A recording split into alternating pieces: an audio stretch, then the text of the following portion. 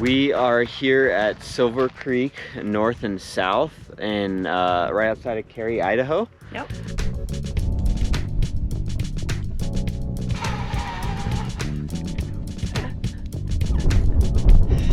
Two chances.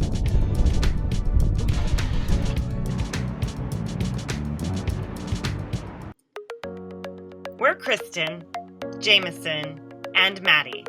This year we're living off-grid in our motorhome full-time, adventuring up the U.S. from the Mexican to Canadian border.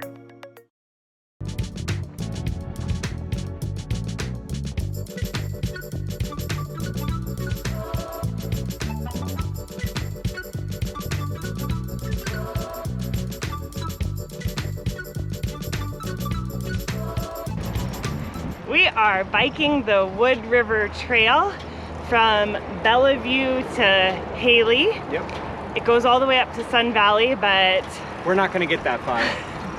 I'm on my old beat up beach cruiser. We're gonna try to find a lunch spot. Take a break. Yeah, you can take a break, Pretty hot. get an ice cold drink, escape the sun. It's almost summer solstice time, we're getting close. Longest days of the year. Yep, nice and hot, but so beautiful out here. We love when we can find these trails on the road and try to take advantage of them whenever we can. Totally. Oh, I can't. One thing at a time. Yep.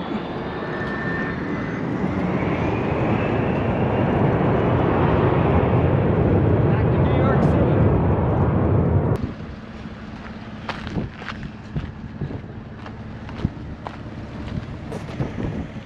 We are here at Silver Creek North and South and right outside of Cary, Idaho. Yep. And we pulled in on a Sunday evening and it was surprising. There was not that many people here. Yeah.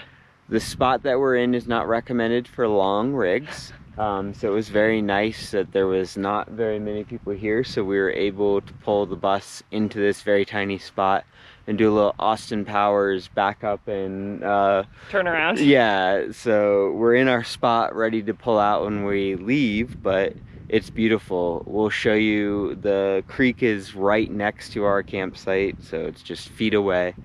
We have all of this hiking, walking area that we have access to, so it's beautiful here. It's about an hour south of Sun Valley, Idaho, and the mountains are like way off in the distance, and we're kind of here in the foothills, and it's still a little bit deserty feeling, but we love the river and the sunshine. It's been super nice, and it's only 30 minutes to Craters of the Moon, so this was sort of a middle ground for us. We were picking up a friend who is coming from Sun Valley and wanted to go to Craters of the Moon, and this was just a perfect little home-based middle ground. Yep. We are preparing to host our first long-term guest in the RV. My friend Jane from college is coming to travel with us for a month, and in preparing to host our first guest, we came up with some things to consider if you're hosting someone in your RV. So the first one is kind of obvious. Where will they sleep? Do you have space for them? And for us, we have a full-size, fold-down couch in the living room, and we also have tons of camping gear with a tent and sleeping pads and all of that. So Jane will be with us for about a month, and we'll probably do a mix of sleeping in the house and sleeping in a tent, likely by her choice. She loves the outdoors, and I'm sure she'll want to be in the tent when she can.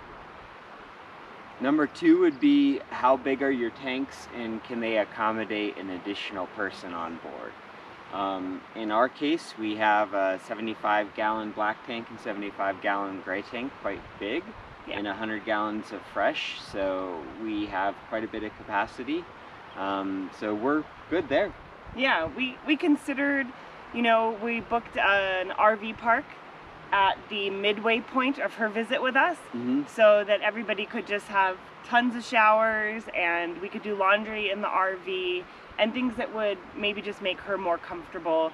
And while we typically boondock, we did look for boondocking locations that would have maybe a vault toilet or something, just extra space and privacy. Yeah, with our typical setup, we can easily make it 2 weeks without needing to move. We just sometimes need to refresh our freshwater tank. But with this, we're going to be moving about every week with the current schedule that we've got right now. So we don't have any fear that our tanks won't be able to handle what we're going to give it. Yeah. And I think the last main thing to consider is just clear expectations. What's it going to be like, especially for someone who is not an RVer, and just, you know, how long is an amount of time that will make sense. You know, we talked about it and all three of us decided a month was the right length of time. We're all working full-time from the RV and trying to squeeze little bits of vacation throughout as much as possible. So we needed a bit of time, but not too much time. We didn't want to wear out our friendship. And then just, you know, for the non-RVer guests, making it clear to them what the amenities will be, how much space there is. We cleared out closets and cabinet space so she'd be able to feel comfortable and sort of settled. You know, just communicating all of that in advance so they kind of know what they're getting into, and you don't end up on a trip where somebody feels really out of place or uncomfortable. Yeah, I mean, making sure there's plenty of fridge space and freezer space so they can feel like they're at home and they can have the things that make them comfortable here. Yeah. So we're super excited to welcome Jane to our little RV home on wheels, and we'll be traveling together for about a month up through from Sun Valley to Craters of the Moon, up through Missoula to Glacier, and then we're going to tackle the Idaho Panhandle and go up through Bonner's Ferry and down to Coeur d'Alene, where we're actually meeting up with some other RV friends, and that will be the end of our journey with Jane.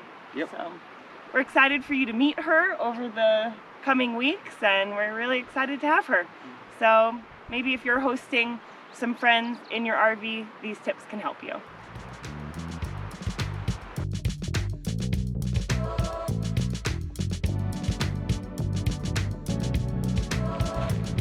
It's okay.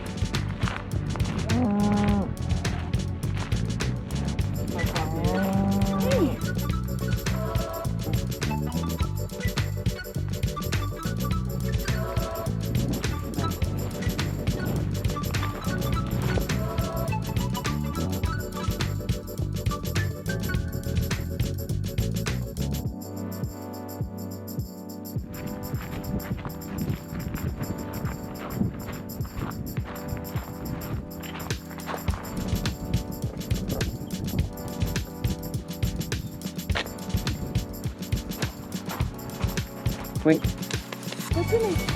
Go swimming. Go swimming. Right here. Right here. You missed it. Right here. Go ahead.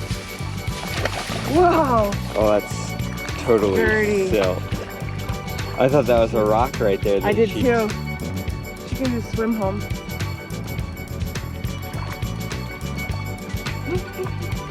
Good girl. Good girl. Volcanic, so it's a lot of sulfur trapped in the... Yep, that's totally what it is. She's not going to be able to get out there, but we have to find a different spot.